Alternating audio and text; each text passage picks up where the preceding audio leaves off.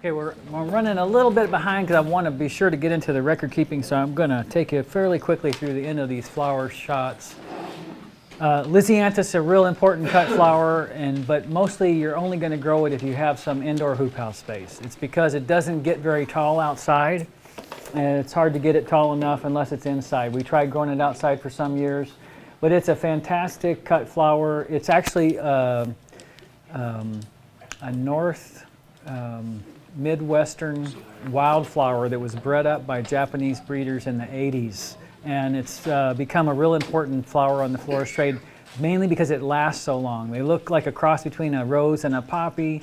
Looks kind of like a poppy, and it will last sometimes up to 2 weeks in a vase. So I've dropped these on the floor of the greenhouse, come back the next day, and they looked exactly the same. You can see they have to be netted. We get these, that saturated color really shows up at the market stand. We get these in late February. We'll have some coming in a few weeks, and we'll bump them up from the small 288 plugs they come in. It's something that's not easy to start on your own. Can be done if you have a complete climate-controlled greenhouse and you're willing to be patient from early September until February when they look like just microscopic little plants. And so we have grown them from seed, but we buy them in and have them come in February, grow them out for 3 weeks, and then plant them in an unheated hoop house. You guys could probably plant them in late February.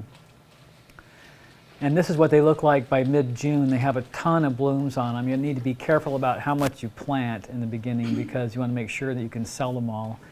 But they're really a beautiful cut flower. They come in pink, white, yellow, green, purple, blue-rimmed.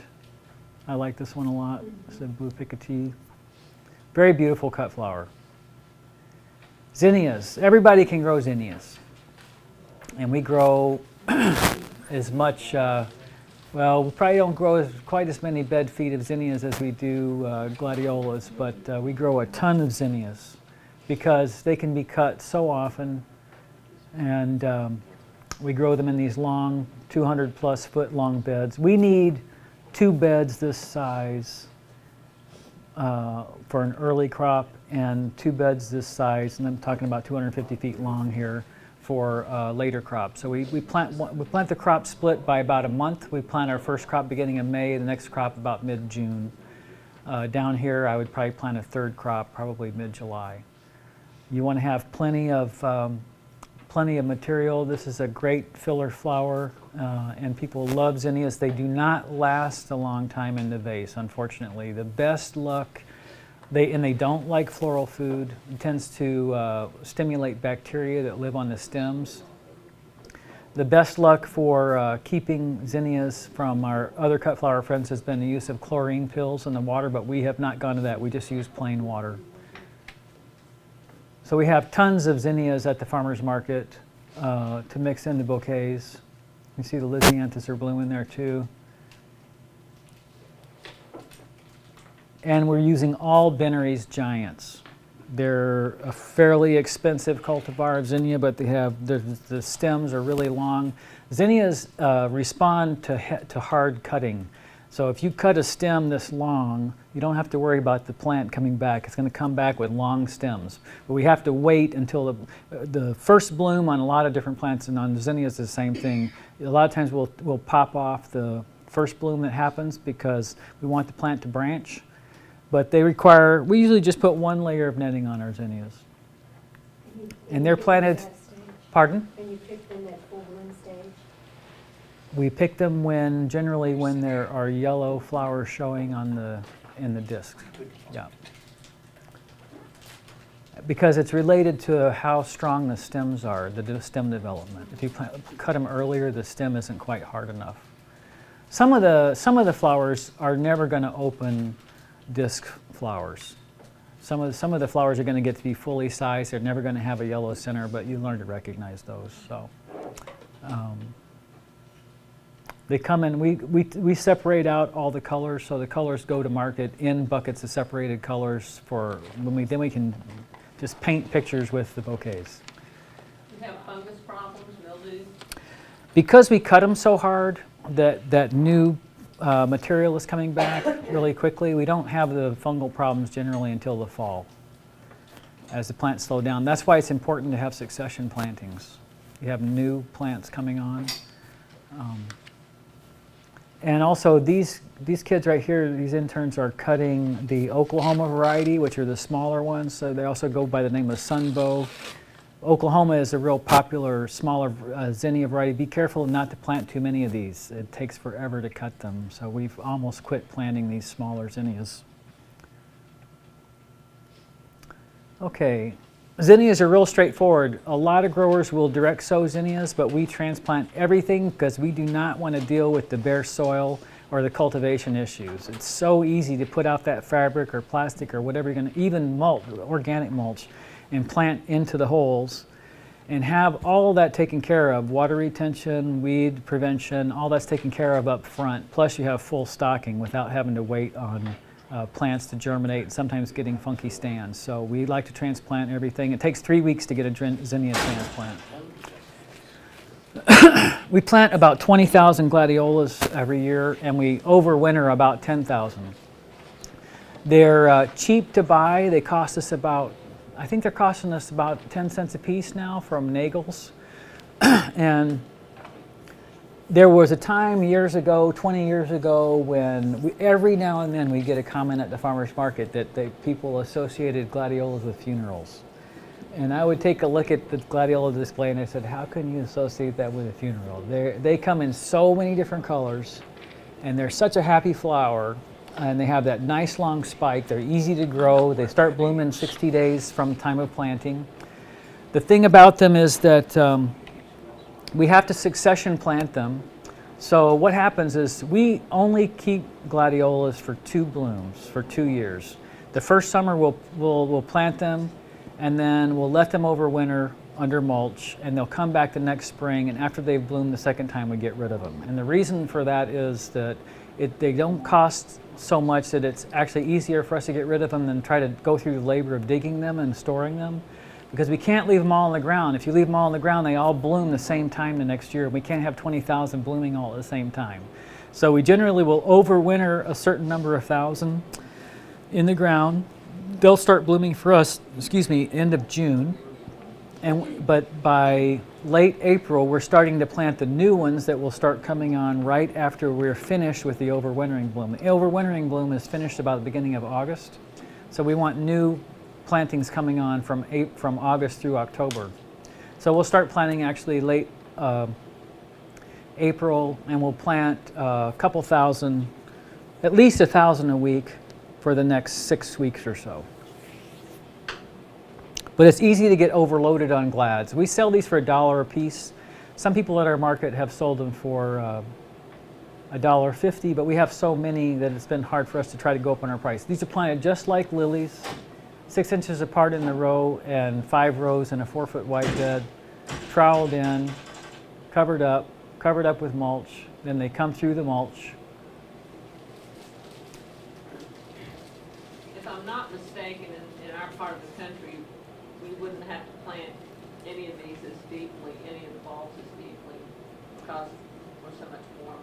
Gladiolas are really tough. We've had them right on the surface even in our temperatures, and we do put an extra layer of mulch over them by the time we get into fall, the mulch that we put on in the spring when we planted them is generally decomposed. So we put another layer on just in case we have a really hard winter. But we always prepare for a glut of gladiolas when we're having all of the overwintered ones come on. It's just par for the course. But they didn't cost us anything the second year. You know, they've already been paid for. So we have quite a lot of them. And they're fun to make bouquets with. Combination of gladiolas and lilies with the zinnias, and it make great bouquets. And people will buy lots of gladiolas actually. Okay, sunflowers are something else that we try to keep going all summer long. We only grow pollenless sunflowers. So we buy, the seed is a little bit more expensive than a regular, say, Russian sunflower that gets huge and has seeds in it. The reason we grow pollenless sunflowers is because sunflowers drop pollen on people's tables, on their tablecloths. And so there's a whole slew of varieties that are pollenless. And the kind we grow are mostly day neutral. The Sunrich series is day neutral. These are probably Sunrich orange. And this is tuberose in the back, the white thing, and sunflowers in the front. And we'll plant about every 2 weeks. We plant these on a spacing that size controls them. So if you plant sunflowers 4 rows in a 4-foot wide bed and 6 inches apart in the row, the heads never get bigger than this. We don't want huge heads. We want ones that we can mix in with our bouquets. And this is plenty big for what we use them for. And we transplant everything. It's easy to direct seed sunflowers. It's also easy to transplant them. So a lot of times we will transplant onto bare ground, and then as soon as they're up a little bit, we mulch underneath them with an organic mulch. We don't, they're in the ground for such a short time that often we don't put down any type of artificial mulch. When you said that you keep the daylilies sometimes, or the lilies sometimes you hold them for a while? Yeah, Do you take the stamen off? on the Orientals we do because they stain. All right. Yeah, we'll take them off before we go to market. Yeah. Yeah. You said you don't bed fabric with sunflowers? Generally not. I mean, we have and we will, but we don't have to because they grow so fast that they dominate the weed situation. Once they're about a foot tall, we'll throw some wheat straw underneath them, and they're really good at outcompeting weeds. But sunflowers are important to have all the time for us. They will sell bouquets. A sunflower in a bouquet makes it such a happy looking thing that people want sunflowers. This is something that people come and buy by the dozens. They want sunflowers, just like they want gladiolas, they want lilies. And people that want lisianthus, they're, boy, if you don't have them, you're in trouble. If you get to where you're supplying flowers consistently at a location, people will find you. But What was the density that you had in your beds? on the sunflowers, Yeah. that is 4 rows in a 4-foot wide bed, and they're 6 inches apart in the row. The further you plant them apart, the bigger the heads are going to get. So all the leaves are being stripped off down below the first few up top. It's nice to have a little bit of foliage on, but you don't need a whole lot on. That's also going to affect how well the flower lasts. We can hold these in the, if we harvest these right when the petals start to come out, we can hold these for a good week in the cooler, no problem. This is something that does not like floral preservative of any kind. We hold these in plain water. You mentioned during soil production the use of fertilizers like fish emulsion, but are any of these crops, do you have, like every 2 weeks of solution, you don't refertilize them? Sunflowers actually are... Well, I'm talking about all the flowers. You hadn't really mentioned subsequent fertilization. Pretty much, except for really special cases, most of our crops get the fertilizer goes in the ground at the time the bed's prepared, and that's it. On the vegetable crops, like peppers and tomatoes and things that are in the ground for a long time, we find that after they get into production, they often like some supplemental fertilizer, or the ginger that we grow in the hoop houses. Flowers, often not. Too much fertilization with flowers can be counterproductive. Things tend to flower when they're stressed, actually. So sunflowers and gladiolas both are something that you can grow in an unheated hoop house after you've had frost outside, and everything else is wiped out, all the zinnias, everything outside is wiped out.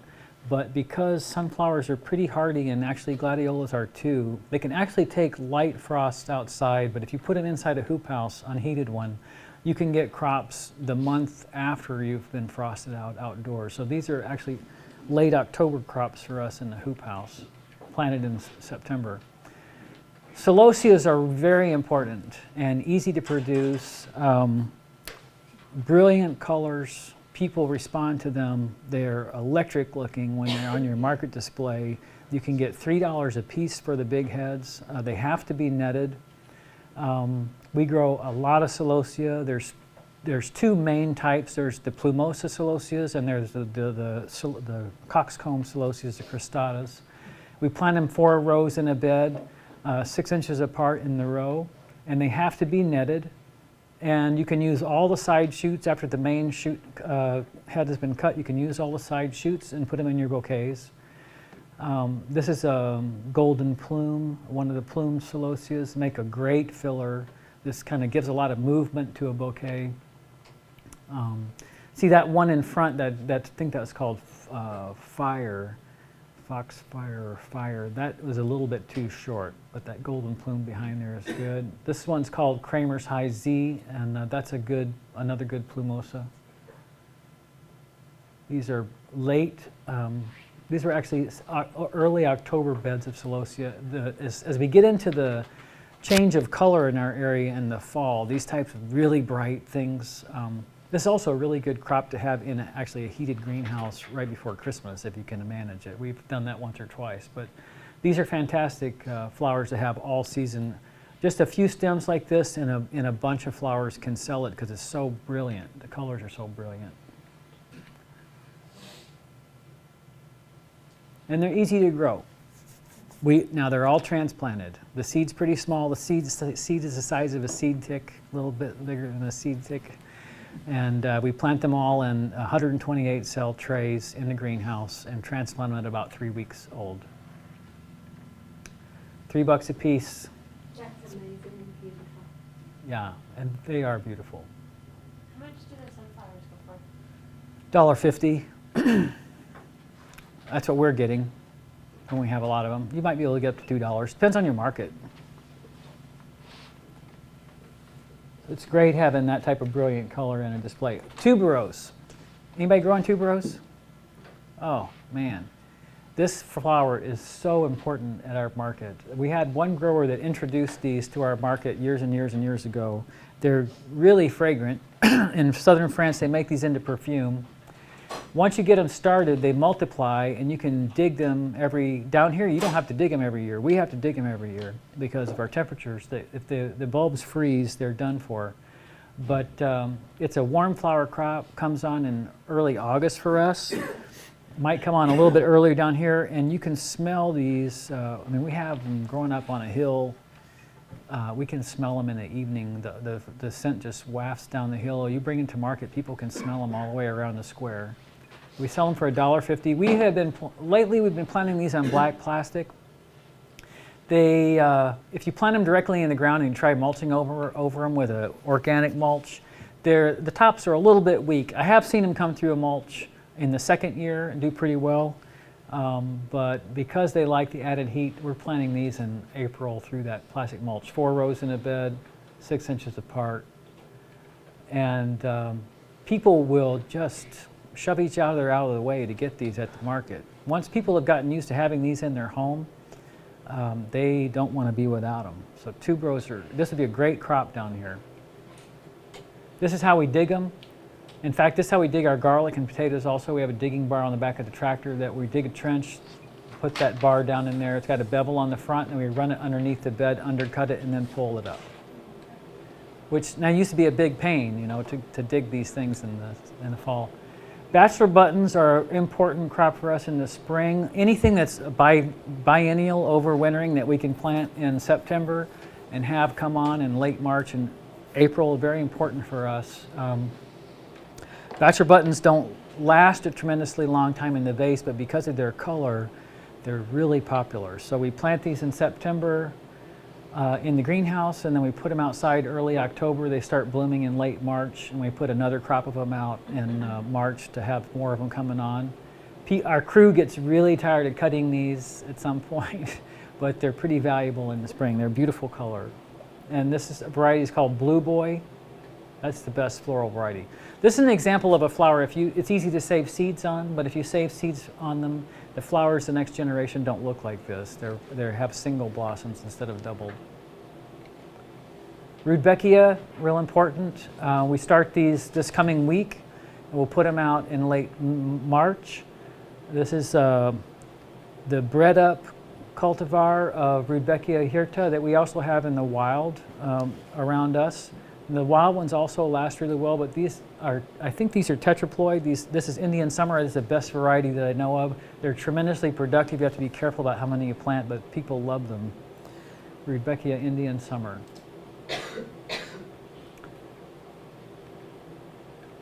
Azuratum, blue azuratum. This is something that has really tiny little seeds, and actually we have a wild analog in our woods that we can find. I think you guys probably have some here too that are wild.